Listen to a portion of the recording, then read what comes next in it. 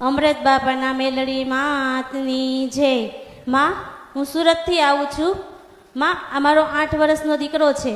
માં, એ 3 વર્ષનો હતો ત્યારે તેને સોરિયાસિસ નામની બીમારી થઈ માં, અને એને લગભગ 3 વર્ષનો થયો ત્યાંથી દવા ચાલુ હતી. તે આ બસ હમણાં આ 28 તારીખ આવશે ત્યારે 8 વર્ષ પૂરા થશે માં. પણ આ તમારા ધામમાં છેલ્લા 8 મહિનાથી હું આવું છું. તો એને મેં તમારે ત્યાં માતાજીને કીધું હતું કે માં, મારા દીકરાને સારું થઈ જશે તો માં હું તમને આનંદથી એક ઝાંઝર અને સોનાની નથડી આપીશ માં, ચડાવીશ. અને મારા દીકરાને આ 2 મહિનાથી એકદમ કમ્પ્લીટ 70% મને ઓલા સ્વયંસેવકે કીધું 70% તો સારું થઈ જ જશે. પણ માં, મારા દીકરાને 100% સારું થઈ ગયું. એકદમ કાંઈ ખબર જ ન પડે કે આને આ રોગ હતો માં.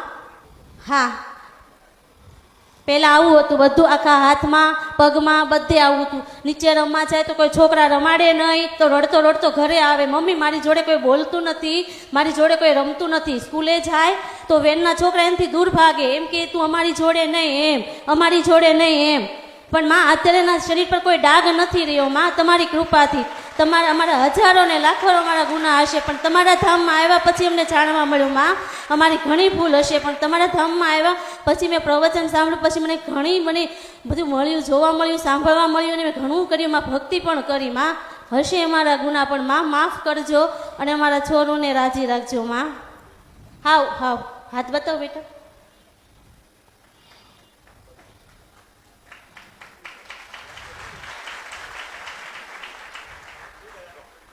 ડૉક્ટરે એવું કીધું, અમે લગભગ 6 વર્ષથી તો દવા લેતા હતા, 2.5 વર્ષથી અમે અમદાવાદ VSPમાં દવા લેતા હતા. એ ડૉક્ટરને છેલ્લે પછી મેં કંટાળીને એવું કહ્યું કે તમે કાંઈ કહેતા નથી તો અમને તમે સાચું કહો, આ શું છે, એમ કેમ સારું નથી થતું? તો એણે એવું કીધું, આ જંગલી ઘાસ જેવું કહેવાય, આ સારું ન થાય, આ થયા કરે અને મટા કરે એમ.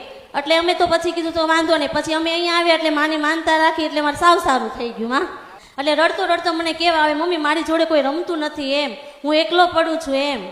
અને રડતો બહુ. અને અત્યારે નીચે બધા દાદા બેઠા હોય, લિફ્ટમાં કોઈ ભેગા થાય તો એમ કે દીકરા તને કેમ મટ્યું? એટલે બધાને કંઠી બતાવીને એમ કે મને તો અમૃત બાપાના મેલડીમાં એ સારું કર્યું એમ.